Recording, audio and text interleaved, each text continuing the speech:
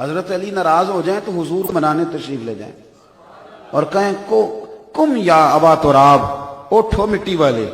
فرماتے میں بیٹھ گیا تھا، ناراض ہو کے گئے تو مٹی لگی کپڑوں خانہ کعبہ کے قریب، تو حضور نے فرمایا مٹی والے اٹھ جا. جب کوئی پوچھتا نام کیا ہے تو فرمانے لگے نام وہی پیارا ہے جو مدینے والے نے رکھ دیا ہے. حضرت مولا علی سے کتنا قرب ہے، کتنا پیار ہے حضور صلی اللہ تعالی علیہ وسلم نے. لیکن حضرت علی نے یہ نہیں کہا کہ اب میں فرینک ہو گیا ہوں تو جو مرضی کہوں. مولا کائنات فرماتے مجھے کبھی حضور سے کوئی سوال پوچھنا ہوتا تو میں ہفتوں انتظار کرتا، میں مہینوں انتظار کرتا. کس بات کا؟ فرماتے میں انتظار کرتا کہ کوئی اور آئے اور میرے والا سوال ہی حضور سے پوچھ لے، وہ پوچھ لے حضور جواب دے دیں تو میرا بھی کام بن جائے. اتنی جرت نہیں ہوتی تھی، اتنی جرت نہیں ہوتی، اتنی طاقت نہیں. مجھ سے ایک دفعہ نا، یہ میں آپ کو سمجھانے کے لیے عرض کر رہا ہوں اور یہ کوئی عاجزی کے لیے کسر نفسی کے طور پہ نہیں کہہ رہا، بالکل حقیقت 100%. مجھے ایک دفعہ کسی نے کہا کہ حاج صاحب حضور تاج الشریعہ ہمارے شیخ پاکستان آئے ہوئے تھے رحمت اللہ علیہ، کسی نے کہا کہ وہ ہم تھوڑا سا ٹائم چاہتے ہیں تو آپ ذرا ہماری سفارش کر دیں.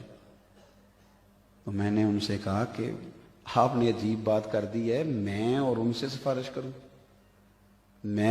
مجھے تو وہ کبھی مہربانی کریں مسکرا کے دیکھ لیں تو ان کی مہربانی، ورنہ میری اتنی طاقت کہ میں سفارش کروں، یہ میری جرت ہی نہیں. میں کیسے بات کر وہ چلیں مثال انہوں نے کوئی بھی دی ہے پر اللہ والوں نے بات کی ہے. پھر وارث شاہ صاحب نے کہا تھا ہی رس بولے تھی وہ دی مہربانی، نہیں تے رانجے تے لاڈ ہی لڈاونے نے، جی وہ ہس بولے تھے وہ دی مہربانی. وہ کبھی یہ اتنی جرت کہاں سے لائیں آپ؟ ہم جا کے کہہ دیں وہ ہماری نہیں طاقت.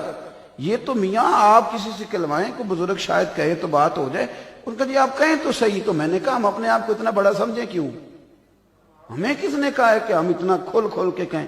وہ ہمارے ہاں ادب کے جو خاص زاویے ہیں وہ اللہ تعالیٰ نے ہماری جماعت کو عطا فرمائے ہوئے ہیں. یہ جو خاص رعنائی ہے یہ اللہ نے ہمارے حصے میں لکھی. صحابہ کہتے ہیں جرت نہیں تھی حضور سے سوال پوچھ سکے، وہ تو آپس میں بڑا ادب کرتے تھے. میں نوجوانوں سے کہتا ہوں اور بالخصوص نوجوان طلباء سے جو پڑھ رہے ہیں مدارس میں ہوں یا کالجز میں ہوں، ایک حدیث ہے اس پہ خوب توجہ کرنا. نبی پاک صلی اللہ تعالی علیہ وسلم نے صحابہ کرام سے ایک دن فرمایا کہ بتاؤ وہ کون سا درخت ہے جس کی مثال مومن کی طرح ہے. حضرت عبداللہ ابن عمر رضی اللہ تعالیٰ عنہ فرماتے مجھے جواب آتا تھا کہ وہ کھجور کا درخت ہے. حضور نے سب سے پوچھا مجمع صحابہ، مجھے جواب آتا تھا. امام صاحب جائیں بھول اور ہمیں لگ جائے پتہ تو میں اکثر دعا کرتا ہوں یا اللہ سب کے موبائل بند رہ جائیں پر مہربانی کرنا امام کا تو ضرور ہی بند رہے تو کام چلتا ہے. اگر اس بیچارے کا بچ جائے تو پھر تو سارے کہتے ہیں قاری صاحب تہاڈا بھی کھلا رہ گیا. تو بھائی قاری صاحب بھی انسان ہی ہے، آپ کیسی بات کرتے ہیں؟ بڑی مشکل میں آ جاتا ہے یہ معاملہ. اب ہمیں مسئلہ آتا اور ہم بتائیں نا تو کئی دفعہ نا ایسے لگتا ہے بعض لوگوں کو بدعزمی ہو گئی، انہوں نے مسئلہ نہیں بتایا. اور میں تو آج کل کے شاگردوں کو دیکھتا ہوں وہ استادوں کی باتیں ٹھیک کراتے ہیں. وہ کہتے ہیں استاد جی ذرا توجہ کرنا. یہ ادب، یہ جو وہ میاں صاحب نے کہا تھا کہ بانج ادب دے محمد بخشا توڑ نہیں چڑھیا کوئی. حضرت عبداللہ ابن عمر کہتے ہیں حضور نے سوال پوچھا مجمع میں اور مطلق پوچھا اور سب سے پوچھا، تخصیص کوئی نہیں کی. بتاؤ وہ کون سا درخت ہے جس کی مثال مومن کی طرح؟ فرماتے ہیں مجھے پتا تھا کھجور کا ہے، میں بتانا چاہتا تھا. تو آپ نے بتایا کیوں نہیں؟ فرمانے لگے 2-3 دفعہ حضور نے پوچھا، جب جواب نہ آیا تو حضور نے وہی والا جواب دیا جو میرے ذہن میں تھا کہ کھجور کا درخت ہے. تو جناب آپ نے پہلے کیوں نہیں بتایا؟ فرمانے لگے اس لیے نہیں بتایا کہ اس مجمع میں مولا علی بھی بیٹھے تھے، اس میں عثمان غنی بھی بیٹھے تھے، فاروق اعظم بھی بیٹھے تھے، صدیق اکبر بھی بیٹھے تھے. تو میں نے کہا بزرگوں کی موجودگی میں جواب دوں تو بات بنتی تو نہیں نا. پتہ بھی ہے تو پھر بھی جواب. ادب جو ہے نا، ادب یہ حسن ہے، یہ وقار ہے، یہ اکرام ہے، یہ تازگی لائے گا، یہ آپ کو ٹھنڈا کرے. بے باکی اور ہوتی ہے اور بدتمیزی اور ہوتی ہے. میں بے باک ہوں. بے باک آپ رہے ہیں, کس نے منع کیا ہے؟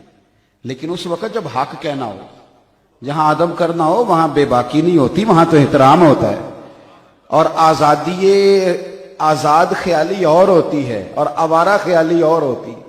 آج کل آزاد خیالی نہیں ہے یورپ کے اندر, آوارہ خیالی ہے. آوارہ نکاح بھی نہیں ہے اور مرد عورت اکٹھے رہ رہے ہیں, تو یہ آزاد خیالی ہے کہ آوارہ خیالی؟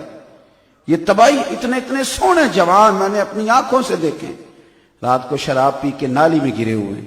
یہ آزاد خیالی ہے؟ یہ تو آوارہ خیالی, تو بد تہذیبی ہے جہاں پہنچا دیا تم. اور یہی رنگ روپ تم نے معاذ اللہ مسلمانوں کے بارے میں سمجھ لیا.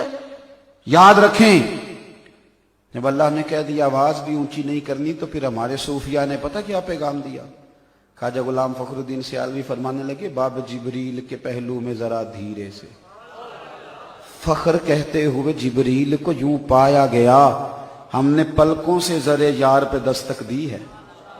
ہم نے ہاتھ سے نہیں دروازہ کھٹکھٹایا, ہم نے پلکوں سے. اللہ کرے آپ کو سمجھ آئے, اللہ کرے آپ کو سمجھ آئے. بریلی کے امام کہتے ہیں, حرم کی زمین اور قدم رکھ کے چلنا, ارے سر کا موقع ہے او جانے والے, ارے سر کا موقع ہے.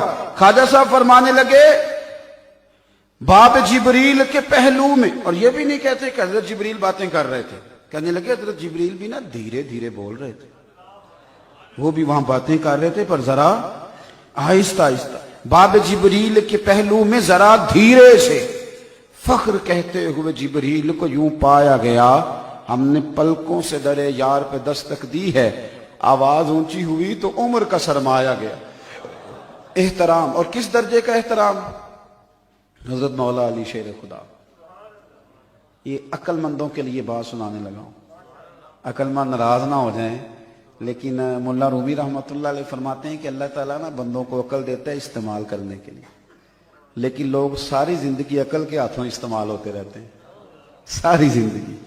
اقبال جیسا سیاںا بندہ کہتا ہے, اقبال جیسا سیاںا بندہ, اقبال کہتے ہیں اچھا ہے دل کے ساتھ رہے پاسبان عقل. اچھی بات ہے, اچھا ہے دل کے ساتھ رہے پاسبان عقل, لیکن کبھی کبھی اسے تنہا بھی چھوڑ دے. اور اقبال کہنے لگے بے خطر کود پڑا آتش نمرود میں عشق, عقل تھی محو تماشائے لبے بام ابھی. اور درویش کیا کہتے ہیں؟ درویش کہنے لگے کہ عقل آخ دی چوگے نو سام کے رکھ, تے عشق آخ دے بال کے سیکنا چاہیے ہے.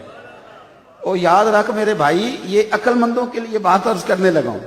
وہ جو عقل مند کہتے ہیں نا سیدھی سیدھی بات مانے, آپ سیدھی سیدھی بات مانے, آپ ادب احترام عشق ہر وقت یہی کہتے رہتے ہیں. میں ذمہ داری سے کہنے لگا ہوں, اور پتہ ہے میں جذباتی آدمی نہیں ہوں, سادہ بندہ ہوں.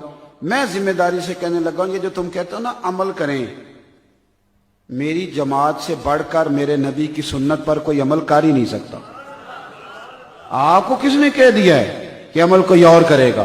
اللہ کے فضل سے عمل آیا ہی ہمارے حصے میں ہے. سب سے زیادہ حافظ بھی اس جماعت میں, داڑیاں بھی اس جماعت میں, امامیں بھی اس جماعت میں, اور میرے نبی پر درود و سلام بھی اسی جماعت میں. آپ ہمیں سبق پڑھائیں گے عمل کا؟